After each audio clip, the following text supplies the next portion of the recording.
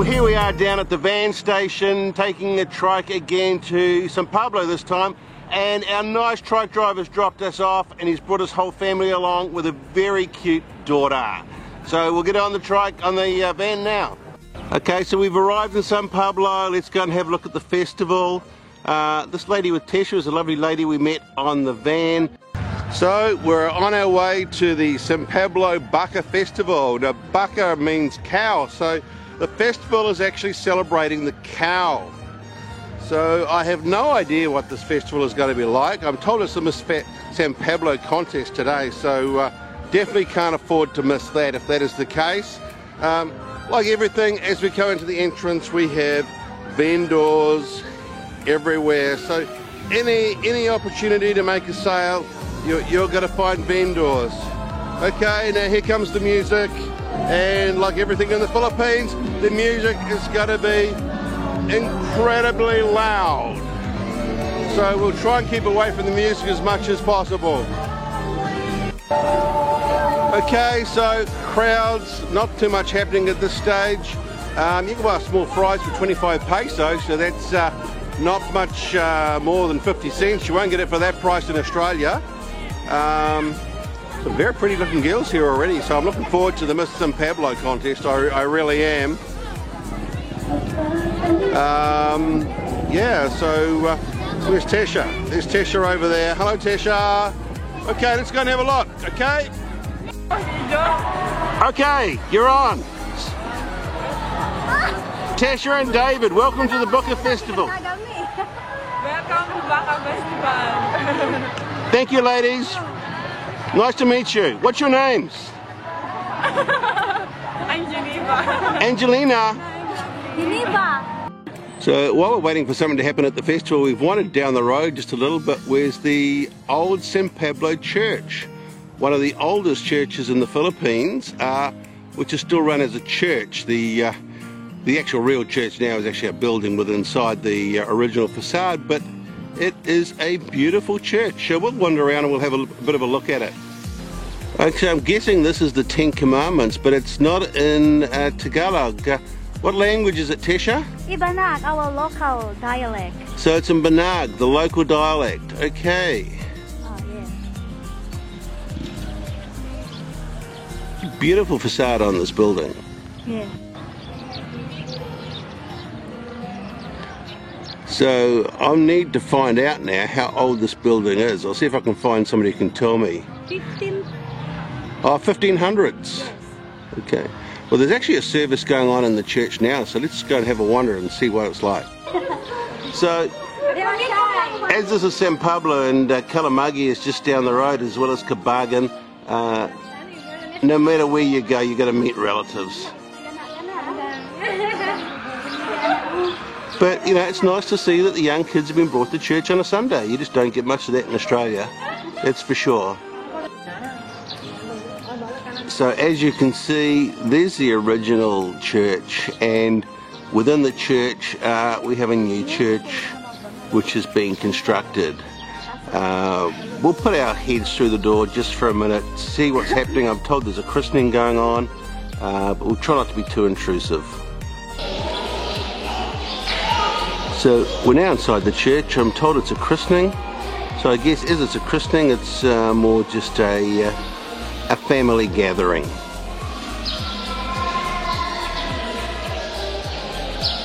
So in the normal hospitality of the Philippines, we've been invited to the post-baptism meeting, lunch, feast, whatever, and we'll be jumping into a trike. Okay, so now we've arrived where the after christening function is going to be held, just a short distance away from the church. The kids are of course incredibly shy as always, so let's wander on up and say hello to everybody.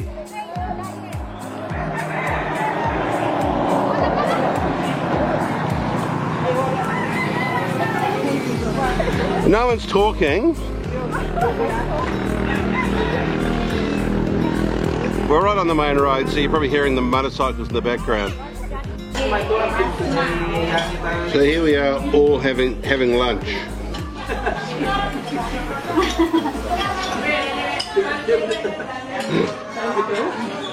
Typical Filipino lunch, plenty of rice, bangas, lechon, and some minok, I think.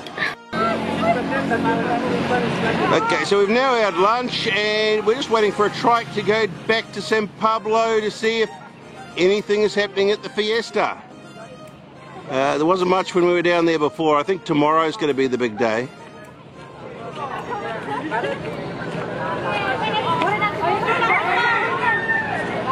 Okay, we're off. It looks like there's a trike. So here we are at the fiesta, and I have met this lovely lady who's called... What's your name? Jevi. Okay. How old are you? Fine. No, you're fine, but how old are you? 14. 14. I think I better stop filming this video right now before I get into serious trouble. Pleased to meet you. Okay, so we're actually here in the San Pablo Town Hall where they're practicing for the Miss and Mr. San Pablo contest.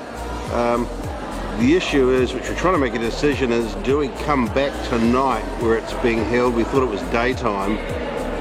If we come back tonight at 6 o'clock, doesn't finish till 11, and then we also have a big day of activities tomorrow. So not sure at this stage if we're going to actually come for the actual contest or hope to meet some of the girls wandering around tomorrow. So that decision is still waiting to be made. But some of the girls do look very nice.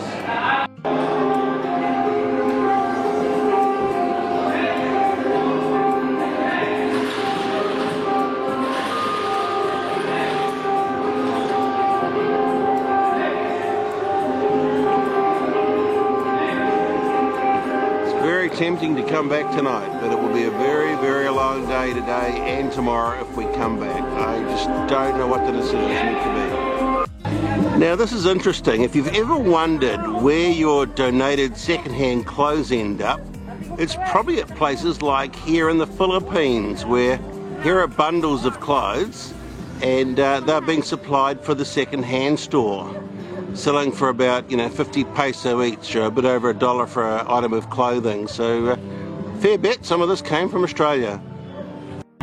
So here we are back at the van station, and we have decided to walk back, save ourselves 50 peso. We decided not to stay for the Miss San Pablo contest. It was going to be such a long day. Hopefully we'll catch some of them tomorrow. So it's Sunday afternoon, things are pretty quiet, so we're walking past the market. A lot of product has been sold, not many people about. There's some nice fruit and vegetables if you want some. So we're going to walk back to our hotel.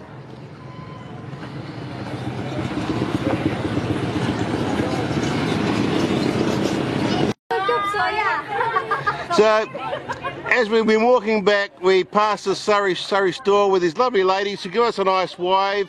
So I thought it was time we perhaps filmed a Surrey store, which sells just little convenient snack items you'd probably find at a 7-Eleven or your local suburban supermarket. And you'll find these all over the Philippines. So, salamat!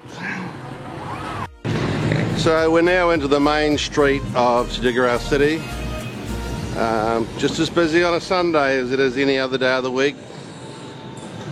We're late afternoon, so maybe things are quietening down a bit, but as you can see, there are still vendors everywhere. All the shops are open. It's a 7-day-a-week city.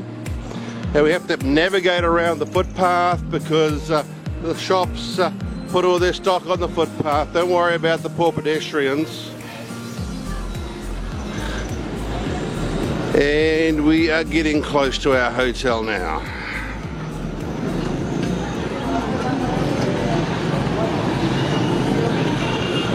Now I feel like a cup of coffee, so we're going to buy some cake at Red Ribbon and probably some coffee at McDonald's.